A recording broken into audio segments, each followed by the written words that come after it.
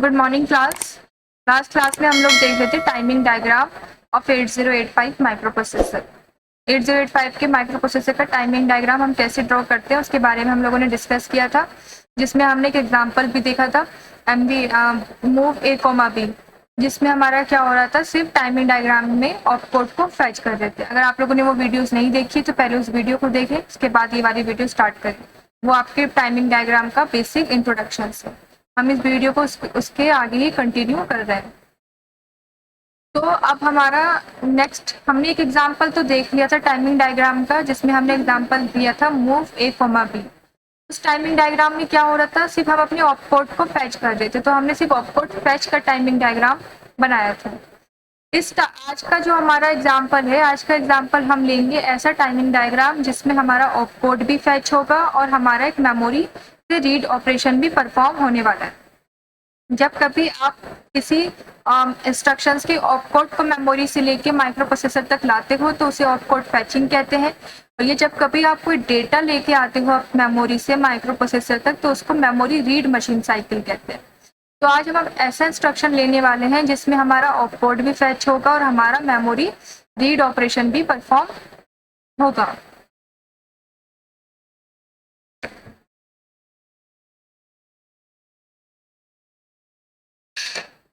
Example हम लेते हैं यहाँ पे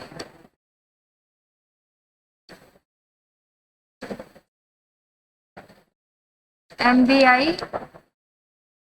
A,20H।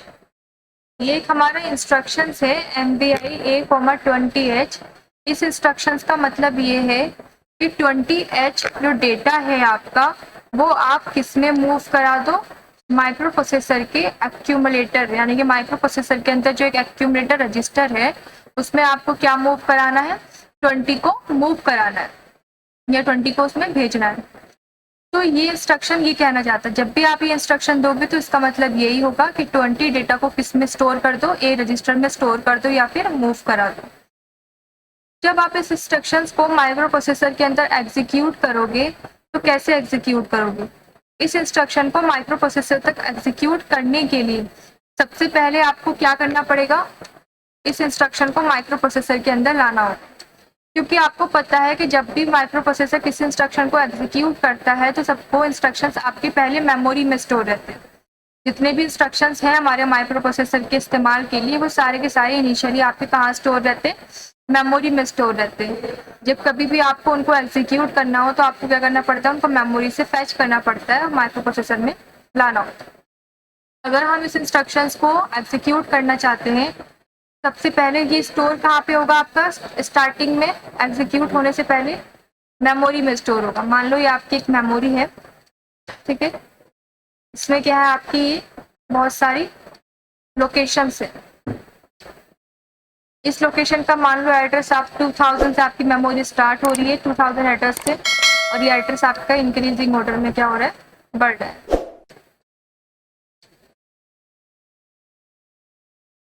अब आप क्या करोगे, सबसे पहले मान लो आपने MVI A जो है, इस इंस्ट्रक्शन में आपका ऑपकोड क्या है, MVI A, तो ये आपका क्या कहलाएगा, ऑपकोड। और आपके ऑपरेंड्स दो हैं, A और 20, जिसमें से एक ऑपरेंड तो आपका माइक्रो प्रोसेसर के ही अंदर है तो आप उसको ऑपकोड के अंदर ही कंसिडर कर लेते हो, और दूसरा ऑपरेंड जो है वो आपका क्या है, मेमोरी के अंदर स्टोर हो। तो ये 20 आपका कहाँ स्टोर हो जाएगा, 2001 लोकेशन पे ही आपका स्टोर हो जाएगा।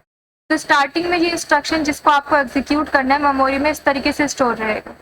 अब आपको इस इंस्ट्रक्शन को क्या करना है, माइक्रो प्रोसेसर के अंदर एग्जीक्यूट करना है।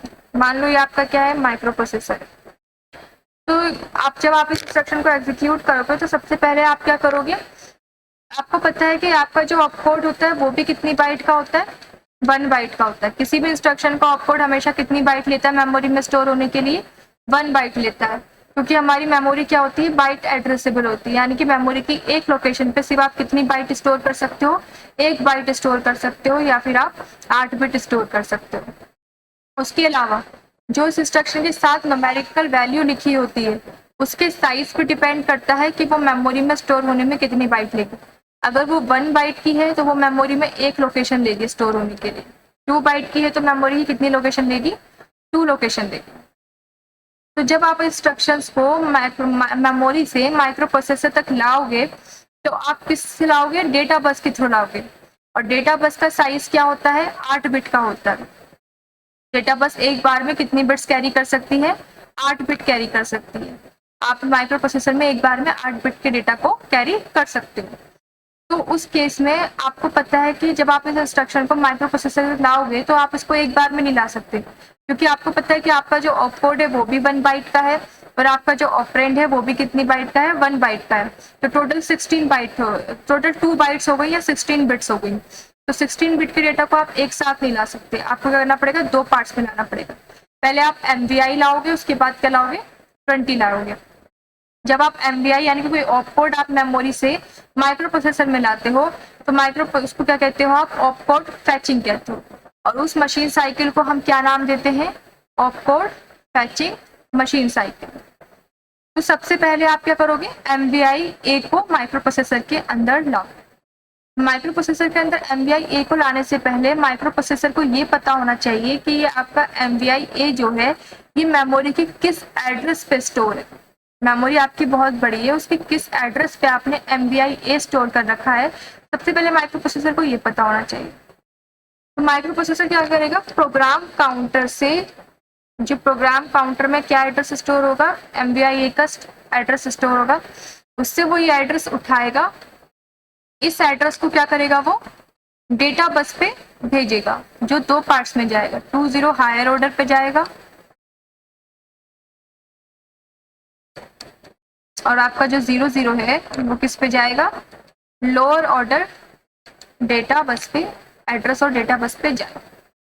सबसे पहले आपने क्या किया, MVI A का एड्रेस भेजा मेमोरी पे। जब आप इस एड्रेस पे गए तो आपको मिला MVI A, साथ ही साथ आपने क्या भेजा है, रीड सिग्नल भेजा। इससे आप ये बताओगे कि आप मेमोरी से कोई डेटा रीड कर रहे हो, क्योंकि आप MVI क्या है, मेमोरी से माइक्रो प्रोसेसर में ला रहे हो। इसका मतलब क्या है कि आप डेटा को रीड कर रहे हो। तो आप सेकंड क्या भेजोगे, रीड सिग्नल भेजोगे। जब आपने रीड सिग्नल भेजा, एड्रेस भेजा, तो आपको पता चल गया कि आपको मेमोरी से MVI A लेके आना है। तो आप थर्ड काम क्या करोगे, सेम डेटा एड्रेस और डेटा बस पे आप किसको लेके आओगे, MVI A को लेके आओगे माइक्रो प्रोसेसर के अंदर, जो आपके इंस्ट्रक्शन रजिस्टर में स्टोर हो जाएगा। फिर इसको डिकोड करोगे तो आपको ये पता चलेगा कि आपको क्या काम करना है, माइक्रो प्रोसेसर के एक्यूमुलेटर में कोई डेटा आपको मूव कराना है। इतनी इंफॉर्मेशन आपके माइक्रो प्रोसेसर को इस इंस्ट्रक्शन के थ्रू मिल गई। लेकिन अभी आपके माइक्रो प्रोसेसर को ये नहीं पता कि उसको कौन सा डेटा मूव कराना है। उसको ये पता चल गया MVI A माइक्रो प्रोसेसर तक लाने में कि उसको क्या करना है, A में कुछ डेटा आपको क्या कराना है, उसको मूव कराना है। लेकिन उसको अभी ये नहीं पता कि उसको क्या मूव कराना है, क्योंकि जो आप माइक्रो प्रोसेसर तक इंफॉर्मेशन लेके आए हो वो कितनी लेके आए हो, बस ऑपकोड की लेके आए हो। आपने अभी तक क्या फैच किया, ऑपकोड फैच किया है। अभी आपको क्या चाहिए, आपको डेटा भी चाहिए जो आपको माइक्रो प्रोसेसर के एक्यूमुलेटर में मूव कराना है। तो अब आप सेकंड ऑपरेशन क्या परफॉर्म करोगे यहाँ पे, अब आप सेकंड ऑपरेशन करोगे डेटा को लाने का। अभी तक आपका MVI A तो आ गया माइक्रो प्रोसेसर में, अब आपने क्या करना है, सेकंड ऑपरेशन करना है। इसमें आप क्या करोगे, मेमोरी से डेटा लेके आओगे और डेटा हमारा क्या है यहाँ पे 20 है, जो हमें किस में मूव कराना है, एक्यूमुलेटर की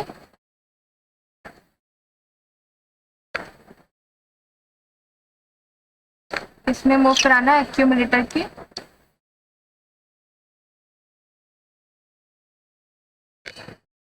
तो अभी तक हम लोग क्या लिया है, अपना ऑपकोड लेके आ गए माइक्रो प्रोसेसर तक, माइक्रो प्रोसेसर के अंदर MVI A, जिसमें माइक्रो प्रोसेसर को इतनी इंफॉर्मेशन मिल गई है कि हमें क्या करना है, किसी डेटा को एक्यूमुलेटर के अंदर मूव कराना है। लेकिन अभी हमें ये नहीं पता कि हमें क्या डेटा एक्यूमुलेटर के अंदर मूव कराना है।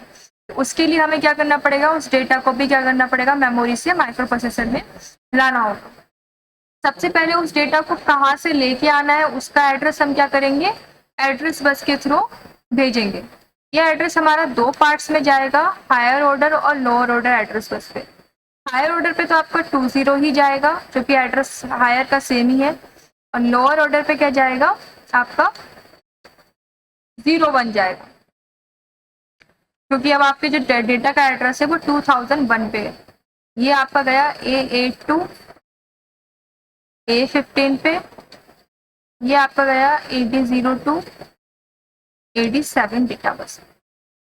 साथ ही साथ आपने क्या भेजना है, रीड सिग्नल भेजना है, क्योंकि आप डेटा को रीड करके ला रहे हो मेमोरी से।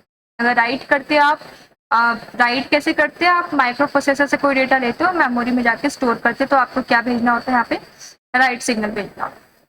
जब आपने एड्रेस बस पे एड्रेस भेजा तो क्या हुआ, देखो आपका कौन सा वाला एड्रेस सिलेक्ट हो गया, 2001 सिलेक्ट हो गया, और 2001 पे जो डेटा है वो किससे आ जाएगा, वो आपकी इसी हाई लोअर ऑर्डर एड्रेस और डेटा बस पे कैरी होके आएगा 20, और ये 20 आपका माइक्रो प्रोसेसर के अंदर आ चुका है। अब आपका जब माइक्रो प्रोसेसर के अंदर 20 आ चुका है तो माइक्रो प्रोसेसर क्या करेगा, इस डेटा को आपके एक्यूमुलेटर के अंदर मूव करा देगा 20H। तो अभी आपने देखा कि यहाँ पे आपने 2 मशीन साइकिल यूज की। पहले आप मशीन साइकिल मतलब किसी भी चीज को मेमोरी से माइक्रो प्रोसेसर तक लाने में जितना आपका टाइम लग रहा है वो आपकी मशीन साइकिल कहलाती है। तो आपका ये इंस्ट्रक्शन था, ये आपका एक बार में नहीं आ पाया माइक्रो प्रोसेसर में, आपको क्या करना पड़ा, इसको 2 पार्ट्स में लाना पड़ा।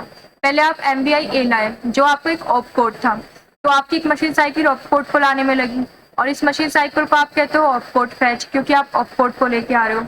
दूसरी मशीन साइकिल आपकी कब लगी, जब आप 20 लेके आ रहे थे, तो वो आप क्या कर रहे हो, उस डेटा लेके आ रहे हो मेमोरी से माइक्रो प्रोसेसर में। जब भी आप डेटा लेके आते हो तो उसे क्या कहते हो, मेमोरी रीड मशीन साइकिल कहते हो। तो 2 टाइप की आपकी मशीन साइकिल इसमें लग रही हैं, ऑप कोड फैच और मेमोरी रीड। अगर आपका डेटा 16 बिट का होता तो ये 2 लोकेशन पे स्टोर होता, तो आपको क्या करना पड़ता है, एक मेमोरी रीड साइकिल और इस्तेमाल करना पड़ता। तो इसमें आपकी 2 मेमोरी रीड लगती है और एक क्या लगती है, आपकी ऑप कोड फैच लगती है। अब आपको पता है कि आपकी एक मशीन साइकिल में, जो मैंने लास्ट वीडियो में डिस्कस किया था, कि एक आपकी op code fetch machine cycle जो होती है, एक आपकी जो op code fetch machine cycle होती है, उसमें टोटल कितनी टी स्टेट होती हैं, 4 टी स्टेट होती है। और जो आपकी एक मेमोरी रीड मशीन साइकिल होती है उसमें टोटल कितनी टी स्टेट होती हैं, 3 टी स्टेट होती है।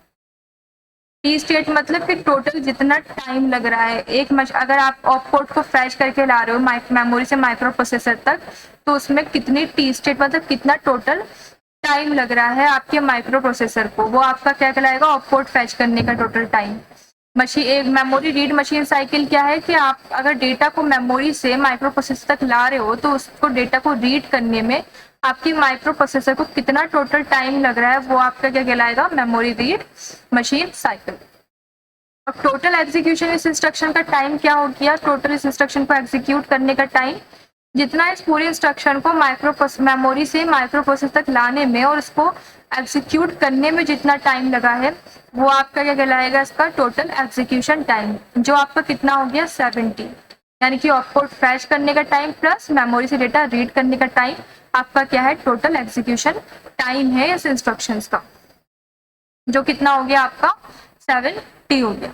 तो टोटल इसमें कितनी टी स्टेट लगेंगी आपके इस इंस्ट्रक्शन को माइक्रो प्रोसेसर में एग्जीक्यूट करने में, 7 टी स्टेट लगेंगी। तो जो आपका टाइमिंग डायग्राम बनेगा इसको बनाने के लिए, वो कितनी टी स्टेट का बनेगा, 7 टी स्टेट का बनेगा। तो इसका टाइमिंग डायग्राम जरा हम देखते हैं कैसे बनाएंगे।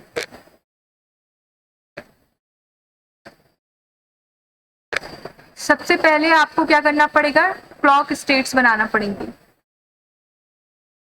कितनी टी स्टेट बनाना पड़ेंगी आपको, 7 टी स्टेट का एक क्लॉक सिग्नल बनाना पड़ेगा, क्योंकि टोटल हमारी कितनी टी स्टेट लग रही है इस इंस्ट्रक्शंस में, 7 टी स्टेट लग रही है।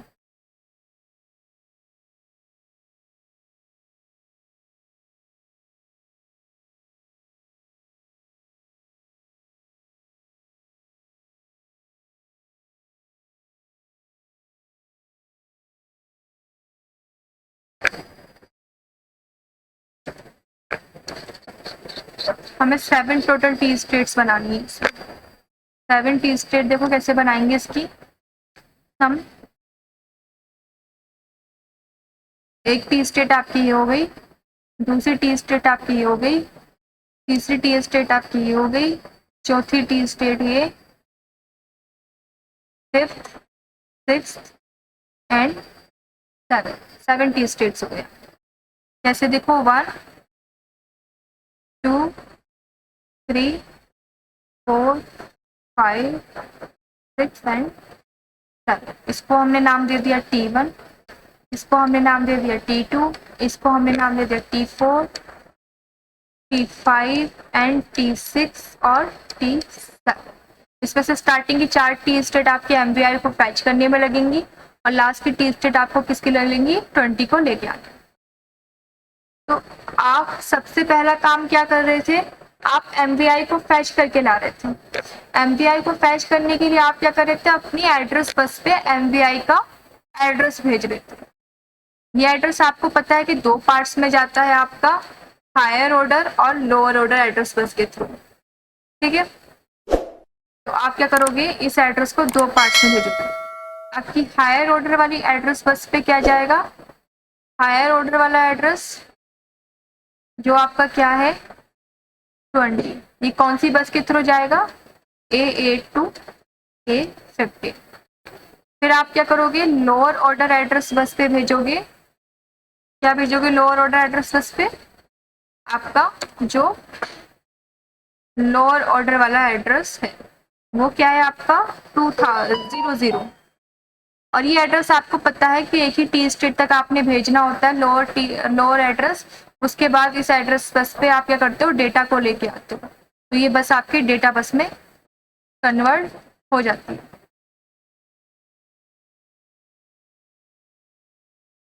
ठीक है। तो इस पे आप क्या भेजोगे 00, कौन सी बस पे, AD0 टू AD7। उसके बाद आपने क्या करना है, एक रीड सिग्नल भेजना है, क्योंकि जब तक आप रीड सिग्नल नहीं भेजोगे आप डेटा मेमोरी से रीड नहीं कर पाओ।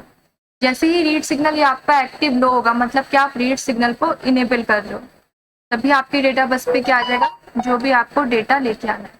तो ऑपकोड फैच के केस में डेटा आपका क्या है, MBI A है।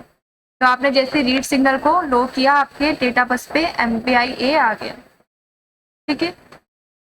उसके बाद आपने क्या भेजना होता है, ALE सिग्नल भेजना होता है। ALE सिग्नल आपका बताता है कि आपकी lower order address bus as a address bus काम करेगी, एज अ डेटा बस काम करेगी। अगर ALE की वैल्यू 1 होती है तो ये कैसे काम करती है, एज अ एड्रेस बस काम करती है। इस पे आपकी लोअर ऑर्डर एड्रेस बस आती है, एड्रेस बिट्स आती है। और जब ये लो हो जाता है तो इस बस पे क्या आता है, डेटा बस डेटा आता है, ठीक है। ALE एक्टिव हाई होता है आपका, लो नहीं होता। उसके बाद आपने क्या करना है, आपको स्टेटस सिग्नल्स भेजने हैं। स्टेटस सिग्नल्स आपके क्या होते हैं, इनपुट आउटपुट मेमोरी बार और S1 एंड S0। यहाँ पे आप डेटा को या ऑपकोड को मेमोरी से लेके आ रहे हो, तो इनपुट आउटपुट स्लैश मेमोरी बार की वैल्यू जो आपकी होगी वो 0 रहेगी, क्योंकि मेमोरी बार को एक्टिव करना है। और ऑपकोड फैच के लिए S1 भी आपका 1 होता है और S0 भी आपका क्या होता है, 0 होता है। S1 S0 क्या होते हैं, स्टेटस सिग्नल्स होते हैं जो बताते हैं कि क्या ऑपरेशन चल रहा है। ऑपकोड फैच कर रहे हो, मेमोरी रीड कर रहे हो, मेमोरी राइट कर रहे हो। इसको मैंने प्रीवियस वीडियो में बहुत अच्छे से एक्सप्लेन किया है, आप उससे जाके समझ सकते हैं। तो ये आपका ऑपकोड फैच का टाइमिंग डायग्राम हो गया, जिसमें अभी कुछ इनकम्प्लीशन है। वो क्या है कि जो आपकी 4 टी स्टेट होती है, आपको पता है कि वो आपके इंस्ट्रक्शन को एग्जीक्यूट करने के लिए होती है और डिकोड करने के लिए। तो उसमें ना तो आपको एड्रेस बस की रिक्वायरमेंट है, ना ही डेटा बस की रिक्वायरमेंट है। तो ये दोनों बस आपकी कहाँ चली जाती हैं, अनस्पेसिफाइड में चली जाती है, यानी कि हाई इम्पीडेंस। इन बस पे अब आपका कोई भी डेटा या एड्रेस नहीं होता, क्योंकि हमें जो एड्रेस लाना था, भेजना था, वो हम भेज चुके और जो डेटा लेके आना था वो हमने 3 टी स्टेट तक लेके आ गए। अब इन डेटा बस को हम फ्री कर देंगे 4 टी स्टेट में, और आपका रीड सिग्नल भी क्या हो जाएगा, हाई हो जाएगा, क्योंकि जो आप रीड कर रहे थे मेमोरी से, वो आप मेमोरी से रीड करके आप अपने माइक्रो प्रोसेसर तक लेके आ गए। ALE सिग्नल आपका लो ही रहता है, क्योंकि ये बताता है कि जिसका आप एग्जीक्यूशन कर रहे हो वो आपका एक डेटा पे एग्जीक्यूशन चल रहा है, तो आपका ALE हमेशा लो ही रहता है। स्टेटस सिग्नल भी आपके लास्ट तक सेम रहते हैं, क्योंकि जो आप ये स्टेटस सिग्नल्स ये बताते हैं कि जो आपका एग्जीक्यूशन चल रहा है या जो आप एग्जीक्यूट कर रहे हो वो ऑपकोड को कर रहे हो। तो ऑपकोड के लिए आपका जो स्टेटस सिग्नल्स की वैल्यू है वो क्या रहती है, आपकी सेम रहती है। ऑपकोड फैच के लिए S1 और S0 दोनों ही आपके क्या होते हैं, 1। तो ये आपने सिर्फ अभी अधूरा डायग्राम बनाया है, ये आपने किसका बनाया है, सिर्फ MVI A ऑपकोड को फैच करने का। यानी कि अभी आपको इस टाइमिंग डायग्राम में इतनी इंफॉर्मेशन मिल गई है कि आपका जो है ऑपरेशन आपको क्या करना है। आपको ये पता चल गया कि आपको एक्यूमुलेटर में